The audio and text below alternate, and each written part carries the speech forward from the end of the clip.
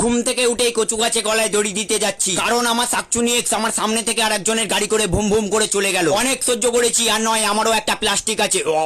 এই কচু গাছ ভেঙে গেছে। হাইডোল জলের ড্রামে এখন ভাটা চলছে, তাই আমাকে এখন জল আনতে হবে। আর সামনে মার্কাঠারি ইলেকশন আসছে, যদি দুষ্টু রামনরা ভোট চাইতে আসে তাহলে এই গদাটা দিয়ে উড়িয়ে দেবো। তারপর সাইকেলে গদাটাকে বসিয়ে বেরিয়ে গেলাম। ও তোমায় রডে বসিয়ে বেল বাজাবো। জল নিয়ে চলে এসেছি, এখন একটা বন্ধুর সাথে কাজে যাবো। কোথায় গেল রে? মালটাকে বাড়ির সামনে এসে দাঁড়াতে বলেছিলাম। তারপর প্যারিসে কাজে চলে এলাম, হাতের সামনে আইপিএল টাওয়ার। এই আবার দিদি নাম্বার 1 প্লে বাটন আছে রে। ইরিস সবার এসব দেখে আমি নিজেই গুলিয়ে ফেলেছি আমি প্যারিসে আছি নাকি কলকাতায়। আমার বন্ধু মালিক, আমি লেবার, কিন্তু আমি কোনো কাজই করবো না। আমার এক্স যেমন আমাকে লুটে খেয়েছে, আমি তেমনই আমার বন্ধুকে লুটে খাবো। বাড়ির বাইরেটা চলে এলাম, বন্ধু একে 47 দিয়ে এসিতে গুলি মারছে। নিচে আবার দেখছি একটা ফুটবল পড়ে আছে, সব জায়গায় ফুটবল। সব খেলার সেরা বাঙালি তুমি চুকিটকিট। টিয়া পাখিটাকে কতবার ধরে ডাকলাম, কোনো পাত্তাই দিল না। বোধহয় সে এক পুরুষে আসক্ত। বন্ধু মন দিয়ে কাজ করছে, ও করুক গিয়ে, আমার কি, আমি একটু গান করি। এই ও ঠিক আছে, গরিবের গিটার, এর থেকে আর কত ভালো হবে। হাম কালে হেতো ক্যা হুয়া দিল বালে হ্যায়, হাম কালে হেতো। এসির কাজ কমপ্লিট। আর এই মাছটা তার ফ্যামিলির সাথে ঝগড়া করে পুকুর থেকে এই বাড়িটাতে পালিয়ে এসছে। যাই মালটাকে ধরি গিয়ে। অনেক কষ্টে ধরেছি, হাতে কাটা মেরে দিয়েছিল শালা। আজকে তোর জন্য বাজারে কড়া কড়া গান্ধী দাদুকে গুনতে হচ্ছে। আমাদের মতো গরিবরা খেয়ে বাঁচবে কি করে? ধর তুই আবার পুকুরে চলে যা। তখন মাছটা রেগে গিয়ে আমার গায়ে হিসু করে দিয়ে চলে গেছে। এই পাশে আবার মিষ্টি রাখা, কেউ আসার আগে পকেট করে সাঁটিয়ে দিই।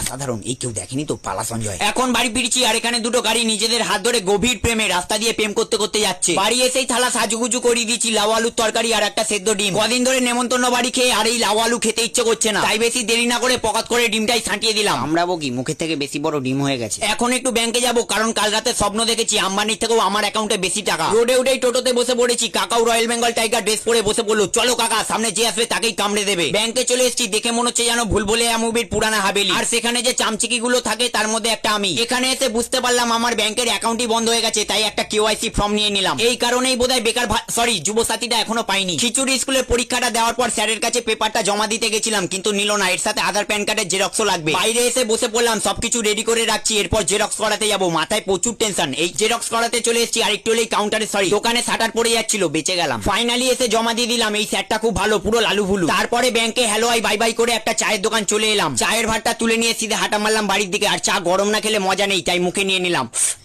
বাড়িতে নম নম করে ফাইলটা ডেকে সিধে বেরিয়ে গেলাম বন্ধুদের সাথে ফুটবল ম্যাচ দেখতে। মাঠে চলে এসেছি, এখন ইস্ট বেঙ্গল আর ম্যানচেস্টার ইউনাইটেড এর খেলা হচ্ছে। আমাদের টিমও আছে, ওরা এখন ড্রেস করছে, যাই ওখান থেকে ঘুরে আসি। আমাদের টিমের কাছে চলে এসেছি, একটা বন্ধুর মাথা ব্যথা করছে, তাই ভলিনি লাগানো হচ্ছে। একটু নাকেও লাগিয়ে দেওয়া হলো, যদি সর্দি ফর্দি থাকে সব ক্লিয়ার হয়ে যাবে। আমার জনি ভাই, কি হচ্ছে, উঠছিস কি? তুই আমাকে মারবি? ঠিক আছে, দেখে নেবো নাকি আমাকে মারবে। এখন খুব রেগে আছি, জনি ভাই আমাকে গালাগালিও দিচ্ছে, তাই রাগ কমাতে সুন্দর একটা ফুল চুরি করে নিলাম। এটা পাড়ার সেই মহান কাকিমাদের থেকে শেখা। আজকে তুমি যদি আমার সাথে থাকতে, তাহলে আমরা এই আফ্রিকার জঙ্গলে একসাথে